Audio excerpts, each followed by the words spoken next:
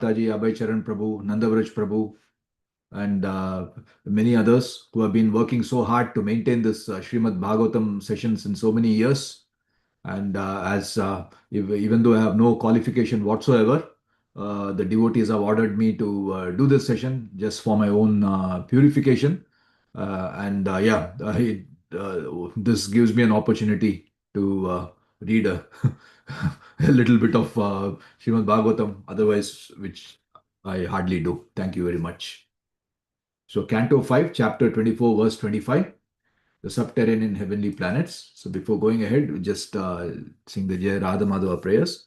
Jaya Radha Madhava Kunja Bihari, Jaya Radha Madhava Kunja Bihari, Gopi Janavallabha Girivaradhari, Gopi Janavallabha Girivaradhari, Yashodanandana Braja Jana Ranjana, Yashodanandana Braja Jana Ranjana, Yamuna Tira Vanachari, Yamuna Tira Vanachari, Jaya Radha Madhava Kunja Bihari, Jaya Radha Madhava Kunja Bihari, Hare Krishna, Hare Krishna, Krishna Krishna, Hare Hare, Hare Rama, Hare Rama, Rama Rama, Hare Hare,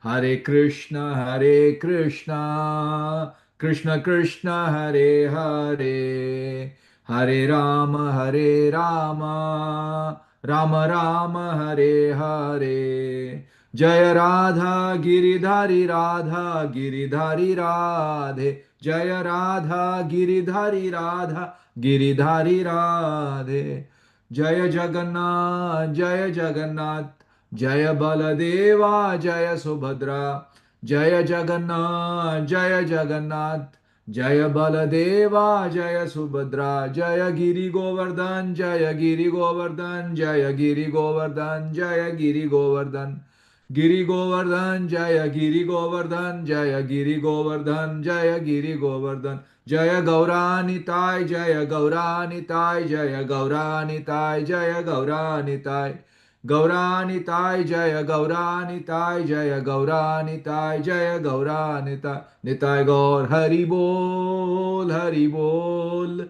Hari Bol, Nitai Gaur Hari Bol, Nitai Gaur Hari Bol, Hari Bol, Hari Bol, Nitai Gaur Hari Bol, Jaya Jaya Prabhupada, Prabhupada, Prabhupada, Jaya Jaya Prabhupada, Jaya Jaya Gurudev, Gurudev, Gurudev, Jaya Jaya Gurudev. Hare Krishna, dear devotees, thank you for joining. So after the Jaya Radha Madhura, we'll go with the Mangalachana prayers for auspiciousness. Om apavitro pavitro va sarvavastam gatopi va yasmaret pundarikaksham sabhya abhyantaram shuchihi Shri Vishnu Shri Vishnu Shri Vishnu Om Ajnana Timirandhasya Jnananjana Shalakaya Chakshurunmilitam Yena Tasmai Shri Gurave Namaha. Jai Shri Chaitanya Manobishtam Stapitam Yena Bhutale Swayam Rupa Kadamayam Dadati Swapadantikam Vandeham Shri Guru Shri Yuta Padakamalam Shri Gurun Vaishnavamscha Shri Rupam Sagrajatam Sahagana Raghunathanvitam Tam Sajivam Sadvaitam Savadhutam Parijana Saitam Krishna Chaitanya Devam Shri Radha Krishna Padan Sahagana Lalita Shri Vishakhan Vitamscha He Krishna Karuna Sindho Dina Bandho Jagatpate Gopesha Gopika Kanta Radha Kanta Namostute Tapta Kanchana Gaurangi Radhe Vrindavaneshwari Vrishabhanu Sute Devi Pranamami Hari Priye Vancha Kalpatarubhyascha Kripa Sindhubhya Evacha Patitanam Pavanebhyo Vaishnavebhyo Namo Namaha Namo Vishnu Padaya Krishna Preshtaya Bhutale Srimate Bhakti Vedanta Swamin Niti Namine Namaste Saraswati Deve Gauravani Pracharine Nirvishesha Shunyavadi Paschatya Desha Tarine Namo Mahavadanyaya Krishna Prema Pradayate Krishnaya Krishna Chaitanya Namne Gauratishe Namaha Jai Shri Krishna Chaitanya Prabho Nityananda Shri Advaita Gadadhara Shri Vasadi Gaura Bhakta Vrinda मूकं करोति वाचालं पङ्गुं लङ्घयते गिरिं यत्कृपातम् अहं वन्दे परमानन्दमाधवं श्रीगुरुं दीनतारणं नारायणं नमस्कृत्य नरं चैव नरोत्तमं देवीं सरस्वतीं व्यासं ततो जयं मुदीरयेत् शृण्वतां स्वकथा कृष्ण पुण्यश्रवणकीर्तनः हृदयन्तोऽस्तो ह्यवद्राणि विधो सुहृत्सतां नष्टप्रायेषु भद्रेषु नित्यं भागवत सेवया भगवत्युत्तमश्लोके भक्तिर्भवति नैष्टिकी कृष्णाय वासुदेवाय देवकी नन्दनाय च नन्दगोपकुमाराय गोविन्दाय नमो नमः हरे Krishna Krishna Krishna Hare Hare Hare Ram Ram Ram Hare Hare Hare Krishna. Again, just to remind myself, whatever little bit we're able to utter or speak, it's only thanks to His Divine Grace, A.C. Bhaktivedanta Swami Srila Prabhupada, without whose contributions, especially his translations and commentaries on these great scriptures, we would have no access whatsoever to any of this wonderful knowledge. Thank you, Srila Prabhupada. So again, before continuing with the Srimad Bhagavatam, we read a little bit of the Prabhupada Leelamrita.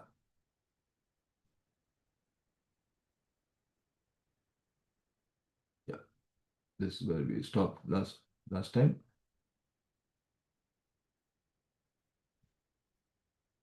Make it slightly bigger. Vishaka took the next train out of Ahmedabad and arrived in Bombay the following morning. But what Prabhupada had foreseen had already happened. The devotees had cancelled the sales agreement. They were convinced that to get the land would be a mistake, and their lawyers had agreed, pointing out that if the devotees wanted to retrieve their money, they should cancel the agreement immediately. When the devotees heard Srila Prabhupada's message from Ahmedabad, confusion reigned. They now had no legal standing, no claim to the land, and they had failed to carry out Prabhupada's desire. Giriraj phoned Prabhupada in Ahmedabad to tell him what had happened. Bhaktivedanta Swami here, Prabhupada said as he took the phone. Giriraj was saying that a devotee had come from Ahmedabad with a message. Yes, yes, Prabhupada said. What is the point? Finally, Giriraj blurted out that they had cancelled the sales agreement. Prabhupada was silent. Then, in a voice that expressed both anger and resignation, he said, "Then everything is finished. I shall be the last man to give up the Hare Krishna land to the rogue, Mr. N." Prabhupada wrote to a life member just before leaving Ahmedabad for Bombay. Prabhupada was now immediately planning how to rectify his disciples' mistake. No money had been transferred, so perhaps it was not too uh, late. Mr. N could not possibly understand why Prabhupada was so determined in his fight to keep the Juhu land. Not that Prabhupada had kept his motives hidden, but only a devotee can understand the mind or actions of another devotee. Mr. N was dealing with Prabhupada just as he had dealt with Mr. C Company. He had cheated them, and now he would cheat ISKCON. He could only surmise that Prabhupada and his disciples were driven by the same motive as himself. The only motive he could understand, material possessiveness. I think I'll stop there, Prabhu. Yeah. Hare Krishna, that's fine. Thank you very much. Yeah. So you can see how Srila Prabhupada, like a great general like Bhishma, even when his subordinates they commit some small errors, he is able to go and correct it. So Srimad Bhagavatam, Canto 5, Chapter 24, verse 25, the subterranean heavenly planets. So the history so far, the devotees are wonderfully already covered in so many sessions previously about the various planets, subterranean planets that is below the Earth, the Bhuloka planetary system. About the Rahu planet, they have mentioned 10,000 yojanas below the Sun planet, and Rahu is as twice as the Moon, which is as large as the Sun, and Rahu's enmity with the Sun and the Moon, and the Lord Sudarshana Chakra, how you can see that in the previous the episode as well, how it checks Rahu eclipsing the Sun and the Moon. And then Siddhaloka, Charanaloka, and Vidyadhara Loka, 10,000 yojanas below Rahu, and below, above Lokas, Antariksha, abode of Yakshas, Rakshasas, Pishachas, etc. That's all in the Bhuvar Loka, just above the Bhuloka. And the subterranean, the Earth planet itself is 800 yojanas below the above the Antariksha. And beneath the Earth, there are the lower planetary systems Atala, Vitala, Sutala, Talatala, Mahatala, Rasatala, and Patal. And the Daityas, Danavas, and Nagas who reside there, undisturbed sensual pleasure. They have very high level of sensual enjoyment, wealth, and influence in those planets, in these lower planets. And many beautiful cities. Our cities are no match for that, built by Maya Dhanava. And the gardens and lakes surpass even the heavenly planets, more opulent than heavenly planets, conducive to sense enjoyment. But there is no sunshine, no days and night. So there is no perception of time moving. And the light there is only from the serpents' hoods. So obviously we might know that they are not the ordinary serpents. There might be some very, very the great serpents, and the light from the gems on the serpents' hoods. And no mental or physical ailments whatsoever. So it's almost like the heavenly planets. But the only thing which drives on to fear is a great fear of the Sudarshan Chakra, which brings everything to an end there. And the Atala planet, again, the devotees they described how the Swairini, Kamini, and Pumschali women induce men with sexual prowess and false pride. And the Vitala planet, the abode of Lord Shiva, producing the Hataka gold. And the Sutala planet, finally, the devotees are come to describing the abode of Bali Maharaj, engaged in devotional service. And the devotees, there it described how the devotees' material opulence is just a byproduct, not the goal of devotional service, as we'll see today itself. And the liberation which karmis and jnanis struggle to gain is achievable only by even just by accidental chanting, even by namabhas chanting of the Lord's names. And the Lord, how he sells himself to his pure devotees. And he grants material opulence only as an opportunity, only if the devotee won't be distracted by it. So then we saw how Bali Maharaj, the great Mahajan, he remained a great devotee even though he was strict and arrested by the Lord. Very nicely yesterday, Nandavarsh Prabhu described that. And how he pitied Lord Indra, who used Lord Vamanadeva just to gain a kingdom instead of engaging in the Lord's service.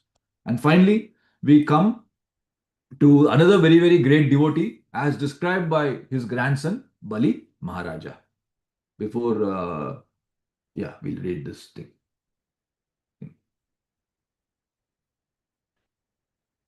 5:24:25. Yeah. Any of the devotees want to read this verse? Hare Krishna Prabhuji, Dandavat Pranam. Please. Dandavad Pranam, Prabhu. I'm just reading it. Yes, Prabhu. Yashanudasham evasmat pitamaha kila babre na tu shapiktam jad utakuto bhayam padam diyamanam bhagavatah param iti bhagavato parate kholu shapituri. Hare Krishna Thank you. Prabhuji, Dandavat Pranam. Dandavad Pranam. Anybody else? Hare Krishna Prabhuji, Dandavat Pranam. Dandavad Pranam, Mataji. Jasya unudasyam evasmat pitamaha kila babre na tu swapitram jat uta kutobhayam padam diyamanam bhagavatah paramiti bhagavato parate kholu swapitori. Hare Krishna. Thank you very much. Anybody else wants to read the verse? Dandavat Pranam, I am also trying. Please, Mataji.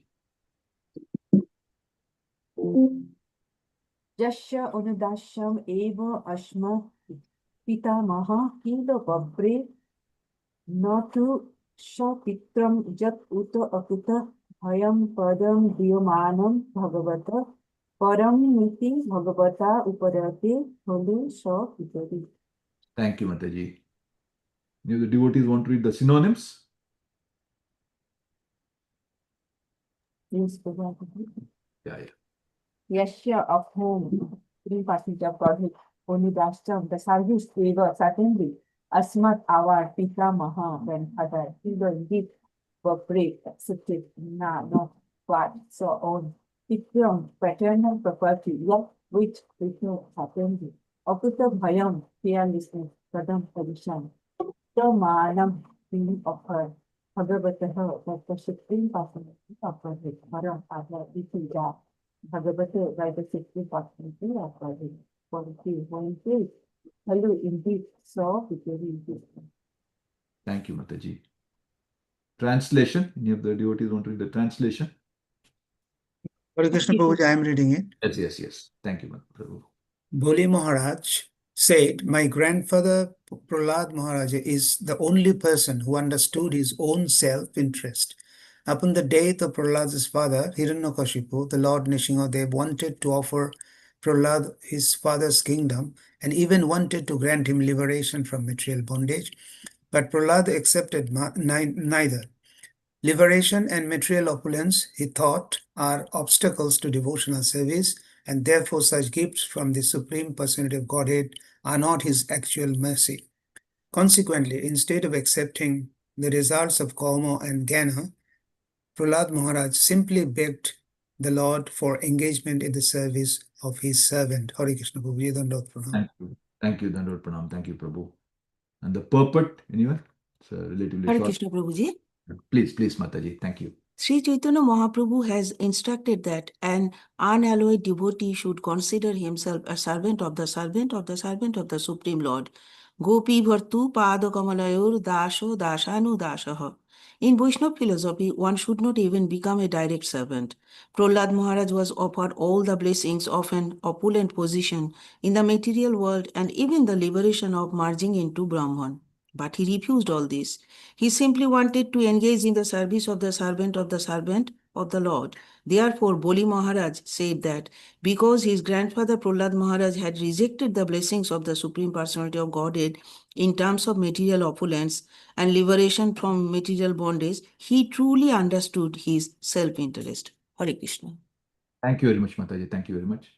Such a wonderful shloka starting with the Prahlad Maharaj's glories. Bali Maharaj said, my grandfather Prahlad Maharaj is the only person who understood his own self-interest.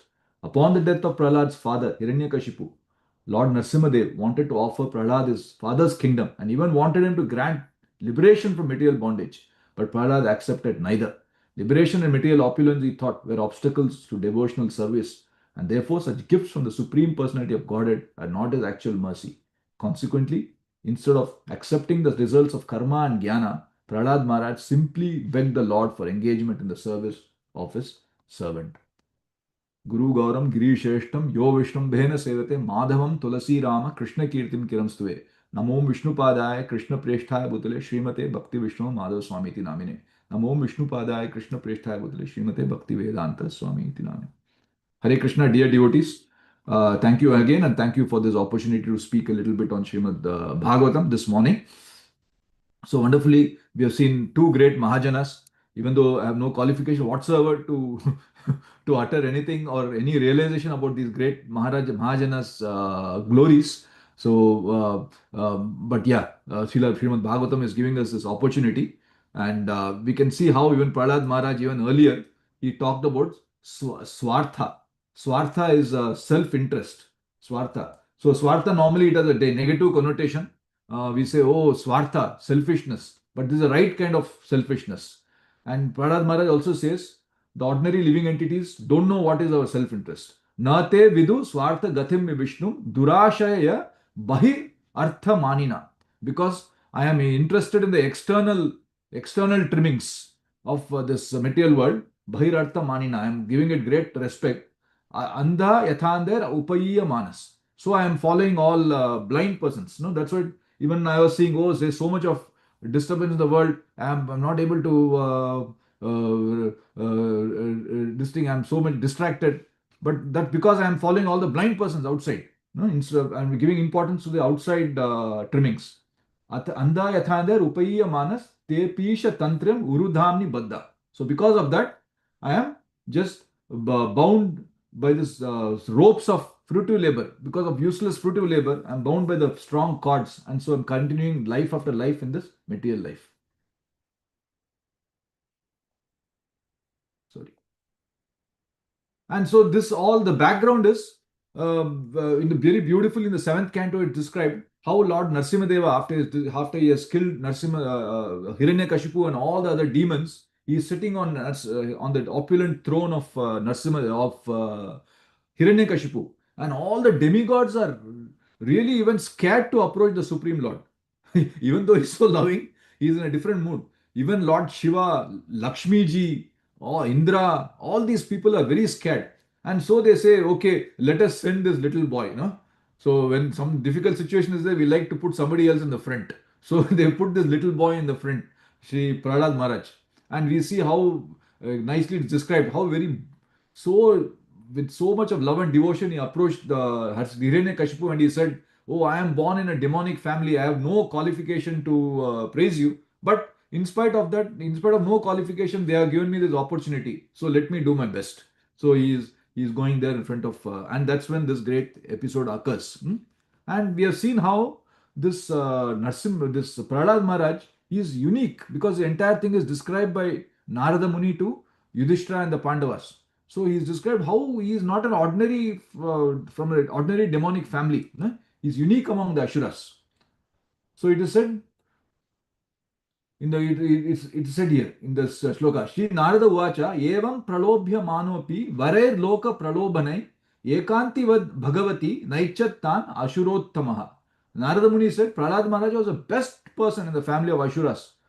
And the Ashuras normally aspiring for material happiness, nonetheless, although allured by the Supreme Lord. It is almost like Narasimha was testing him, who offered him all benedictions for material happiness. Because of his unalloyed Krishna consciousness, he didn't want to take any benefit for sense gratification. He's unique.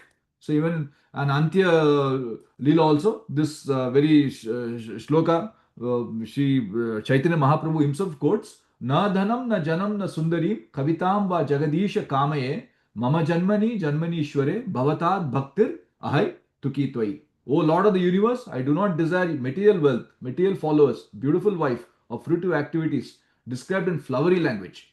All I want life after life is unmotivated service to you. So the pure devotees, the purest of the pure who have realized the self-interest are able to say that. And no point in accepting something, Prahlad Maharaj says, which is only increasing my material disease. So what is the point in accepting something which is going to increase my temperature? Srila Prabhupada also says, which is already I am sick and I am taking something which is going to increase my sickness. So no point in accepting that. In the 10th canto, when he is replying to Narasimhadev, he says this. He says, when he heard the benedictions offered by Narasimhadeva, he considered them impediments on the path of devotional service. Anything which is material. Thus he smiled very mildly and he replied to him that refusing all this material benedictions. And how did he realize this? Not just by theoretical knowledge. He has learned this by observing his father's experience, because he has seen how great his father was, how powerful his father was. He says, Drishtar maya divi vibho kiladishnya panam ayushriyo vibhava icchati yan janoyam yesmat pitu kupita hasa vijrambita bru vispur jitena lulita satute nirasta.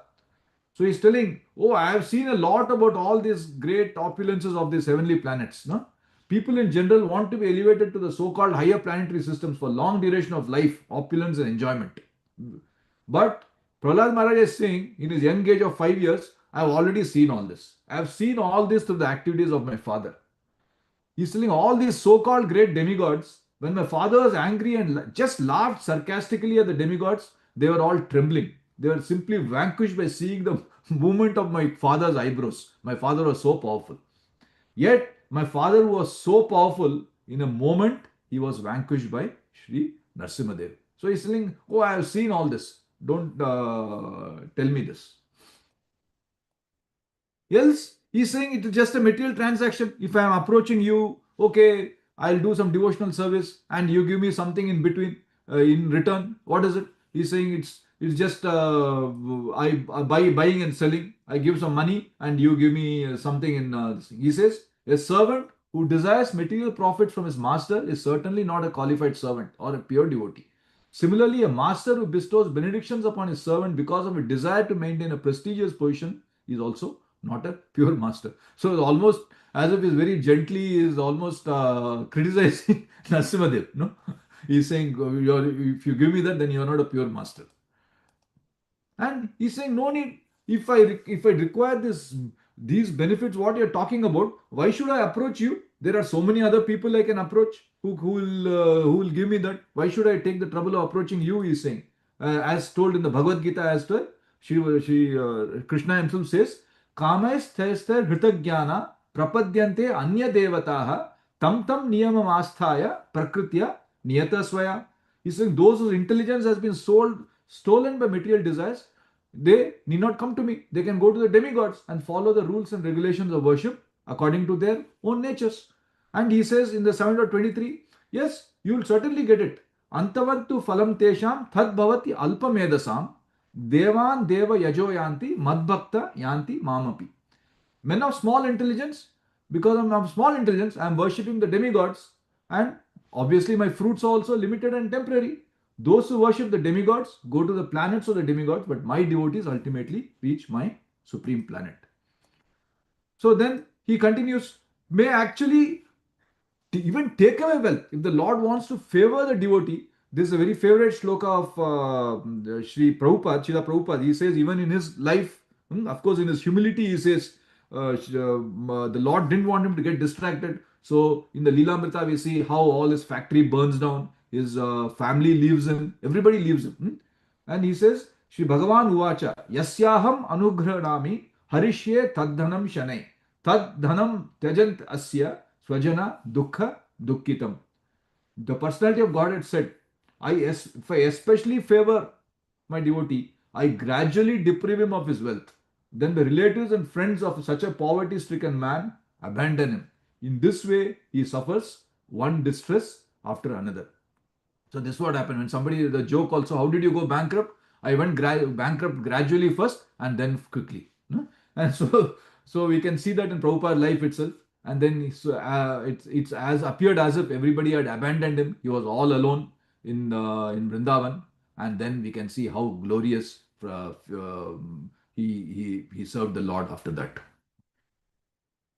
And even when the Lord grants opulence, it is not a material benediction when the Lord grants opulence to his devotees. It is an act of extreme affection. So we cannot call it a material thing. It's not due to the karma. No?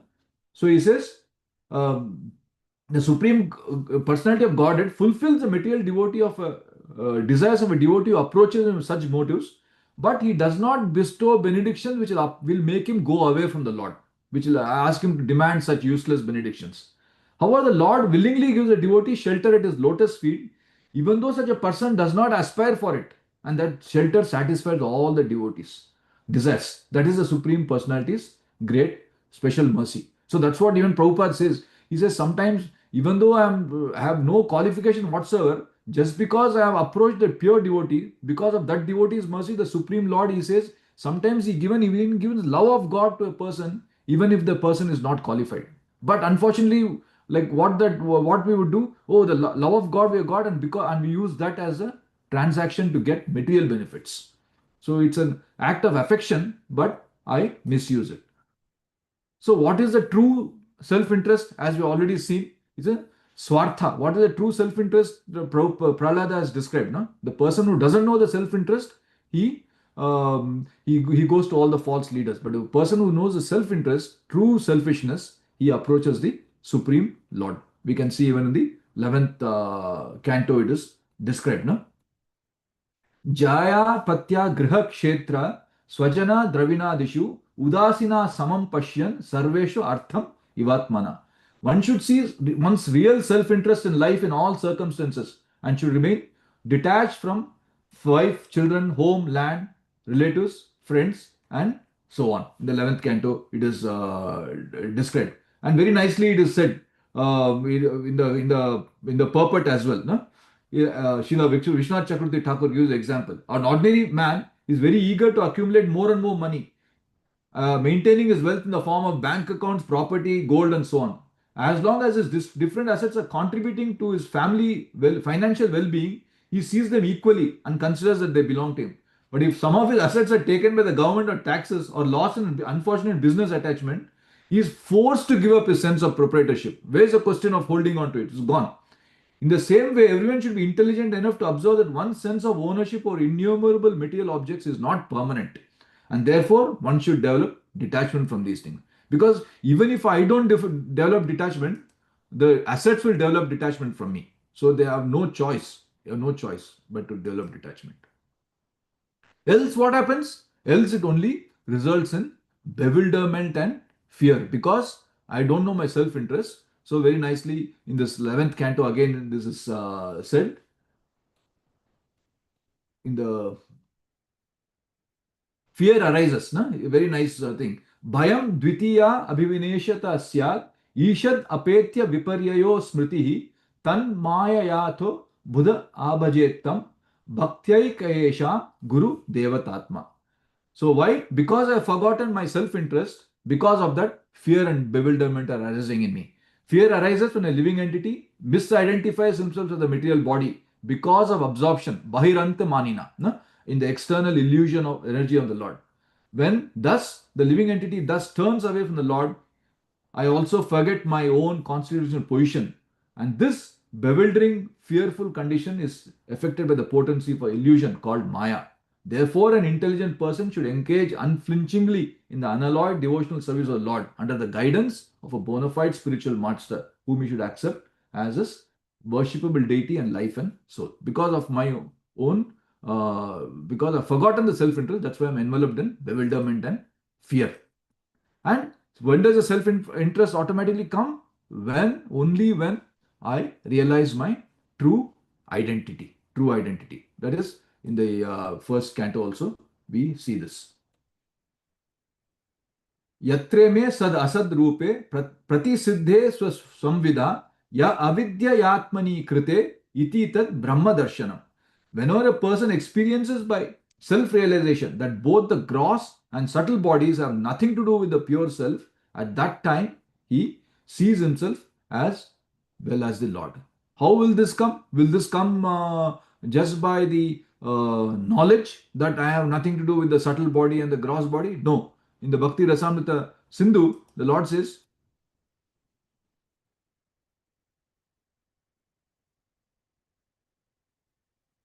He says, Iha yasya harer dasya karmana manasagira. Only if I am engaging in the Lord's service with my actions, words, and my mind. Nikilasu api avasthasu jivan muktasa uchyate. So, only he has a desire to serve the Lord in his mind with action, minds, and words. Only then we can truly realize our liberated state, not just by the theory. And the pure devotee, as the Srila Prabhupada has described, and even Prahlad Maharaja expresses to Narasimhadev, he only seeks to be a servant of the servant. So again, another great devotee we have seen, that is Vritrasur. So when he is praying to the Lord during the battle with Indra, he says, "My dear Lord, aham hare tava padaika mula dasanudaso bhavitasmi bhuya manasmareteshu pate gunamste grinita vak karma karotu kaya." Oh my Lord, O Supreme Personality of Godhead, will I again be able to see this? Be the servant of your eternal servants who find shelter only at your lotus feet. O Lord of my life, may I again become their servant, so that my mind may always think of your transcendental attributes. My words may always glorify those attributes, and my body always engage in the loving service of your Lordship, as said in the Bhakti Rasamrita Sindhu. And even another great devotee by name Kulashekara Alvar, a great devotee in the Sri Sampradaya, he also says a similar thing. He says, Tadiya aradhanam parama faladam majjanmana phalam idam madhu kaitabhare mat prarthaniya mad anugraha esha eva Tvadbritya Britya Paricharaka Britya Britya Brityasya Brityam Itimam Smaraloka Natha. So Sri Kulashekara says, O Supreme Lord, O Lord of all beings, O Slayer of the Madhu and Kaitaba, the purpose of my life, this is my prayer, and this is your grace, that you always remember me not as your servant, as a servant of the servant of a Vaishnava, servant of a servant of a servant of a servant, so many times removed of a Vaishnava. And he says, only then I consider myself truly favored, when he seeks to be a servant of the servant. So all the great devotees have expressed this desire to be the. So this is the purest of the pure devotees who express that desire. And even Desikacharya, another great devotee also, he says that. No? He says, our only desire is to, he says, some people take shelter in the path of action, while others take shelter in the path of knowledge. But as far as we are concerned, we have chosen the sandals or the slippers or the shoes of the servants of Lord Hari as our only refuge. So, rejecting fruitive actions and speculative knowledge. And the Lord, we have seen, He never offers something that will increase our material desire. We already seen that. No? In the previous devotees in the previous classes have said it. I think it was Munjaraniya Mataji who very nicely she described. No? He says, Krishna kahe ama bhaje mage vishaya sukha, amrita chadi visha mage ye bada murkha. So he thinks like this about his devotees. When a devotee asks for something material, if one engages in a transcendental loving service, but at the same time wants the opulence of material enjoyment, Krishna says he is very, very foolish. He is like a person who is giving up ambrosia to drink poison. Ami Vignya, Ei Murkhe Vishaya Kene Diba, Swa Charanamrita Diya Vishaya Bulaiba. So Krishna says, he may be foolish, but I am not foolish. I am very intelligent. So why should I give this fool material prosperity? Instead, I shall induce him to take the nectar of the shelter of my lotus feet and make him forget illusory material enjoyment. So this as should realize this is the Lord's interaction with this purest of the pure devotees. Satyam dishat arthitam arthito nrinam naivartha doyat punararthita yata swayam vidhatte bhajatam anichyatam ichha pidanam nijapada pallavam. Whenever Krishna is requested to fulfill one's desire, he undoubtedly does so, but he does not award him anything after being enjoyed, will cause one to petition him again and again to fulfill further desires. We can see that like something like the behavior of the parent towards the little child. When the little child is asking something foolish, they try to make the child forget it. They try to distract the child. When one has other desires but engages in the Lord's service, Krishna forcibly gives one shelter at a lotus feet, where one will forget all the other desires. You can imagine how affectionate the Lord is. He forcibly pulls someone to his lotus feet. And what is the eligibility? The Lord is so opulent. So the eligibility is very simple to possess the Lord's opulence. In the seventh canto, it is said,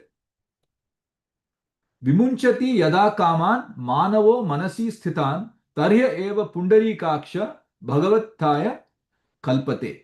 Oh my Lord, when a human being is able to give up all the material desires in his mind, he becomes eligible to possess wealth and opulence like yours, he says. No? Sometimes one of the devotees gave the example, no? When does the bank want to give you a loan? When you say, I don't want a loan, right?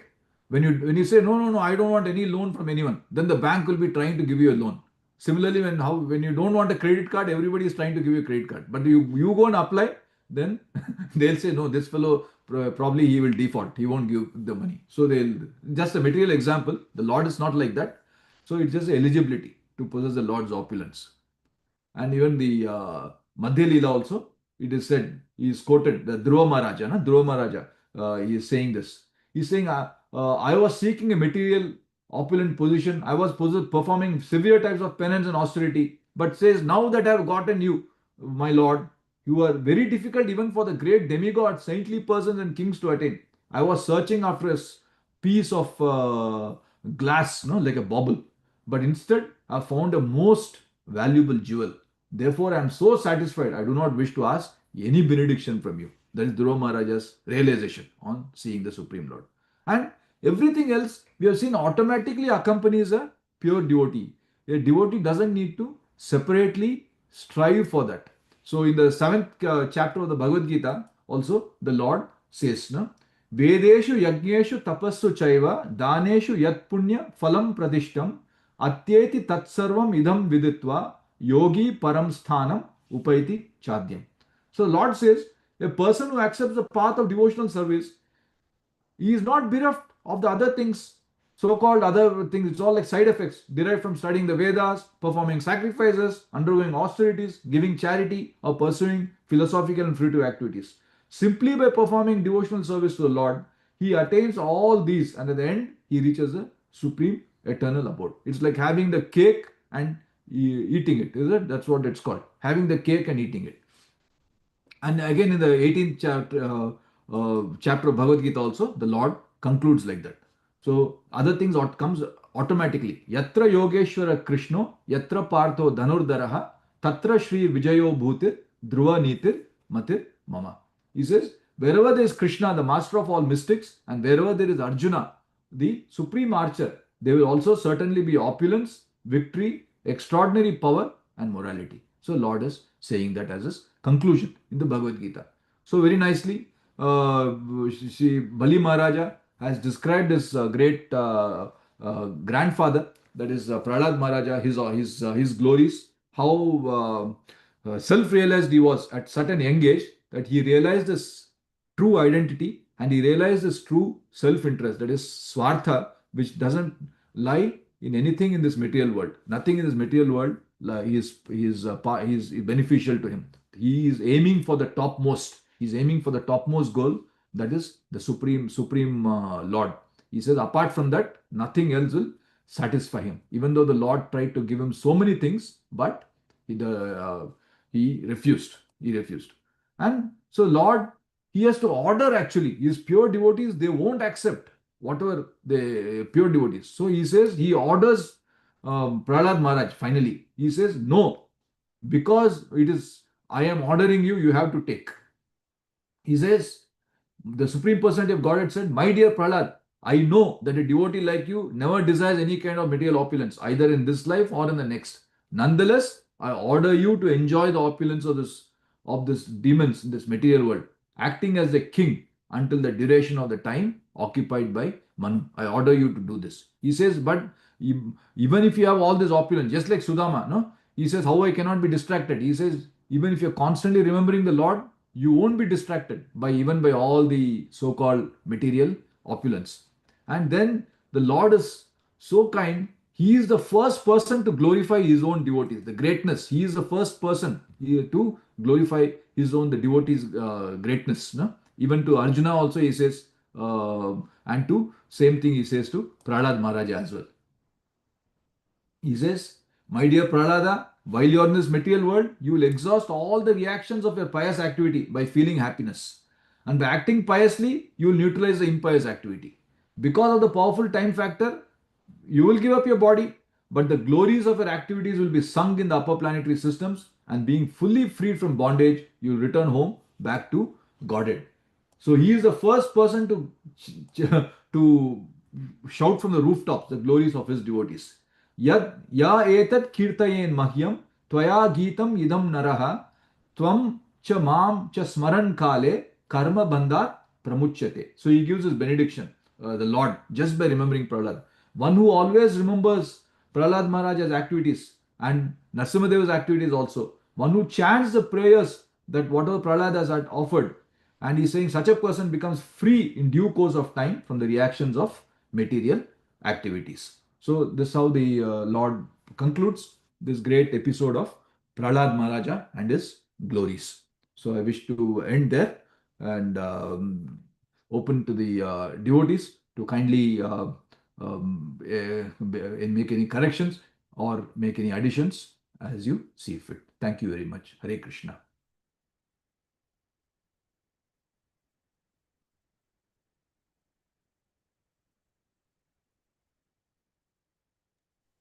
Hare Krishna Prabhu, Dandavat Pranam, Hare Prabhu. Dandot Pranam. You have very nicely explained the essence of this verse from various angles, from Srimad Bhagavatam, Bhagavad Gita.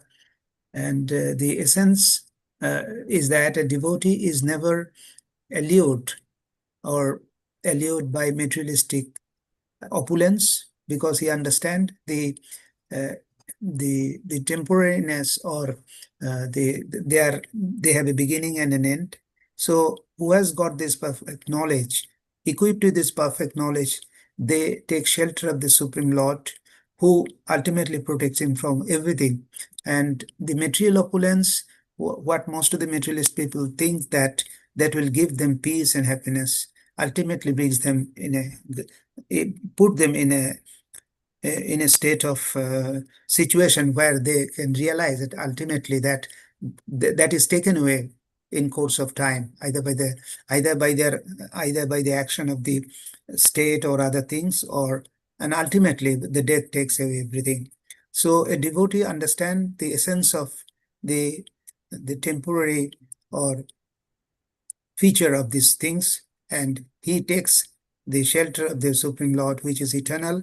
And when the love for Lord is there, the Lord protects his devotees, and he is never baffled by these material distractions, and which the life of Prahlad Maharaj, and here the Boli Maharaj points out. And Lord protect them for all the time or eternally. So this is what is my take point from your essence. Thank you very much, Prabhuji, for your very nice class, giving so many examples from various scriptures and in various verses. And you always do that. Thank you once again, Prabhu. Hare Krishna. Thank you to the devotees.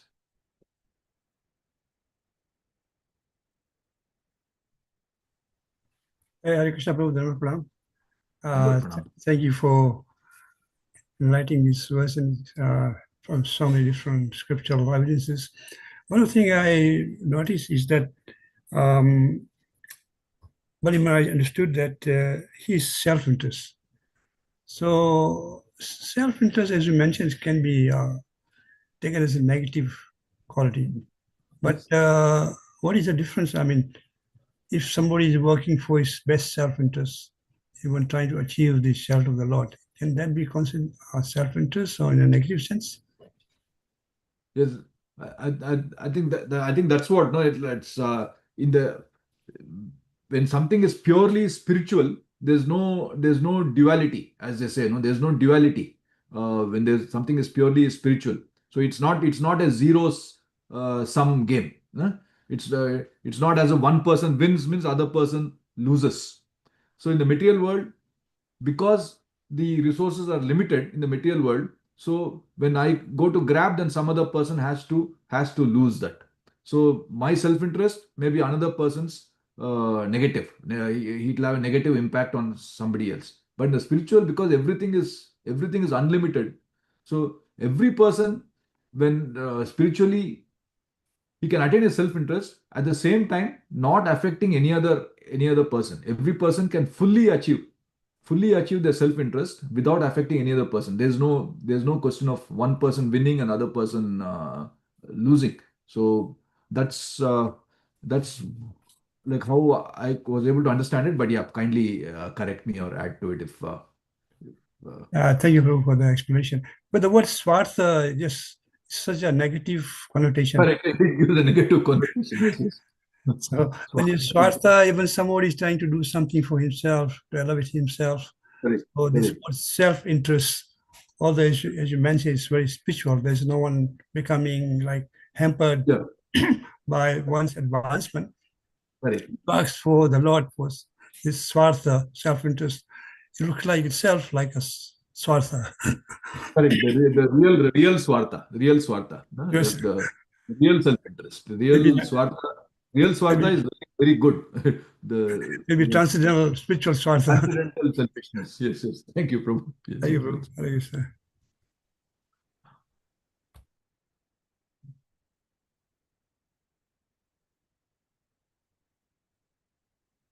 There's no other question. Should we end there, Prabhu? Yes, Prabhu, I think there's no more reflection, so we should end here. Thank you so much. Vancha kalpatarubhescha. पतितानं पावनेभ्यो वैष्णवेभ्यो नमो नमः। अनंत कोटि वैष्णव वृंद की जय। इस great पोशाक माधव प्रभु की जय। श्रील प्रभुपाद की जय। गौर प्रेमानंदे Very good. all good to Hare Hare Krishna. Krishna.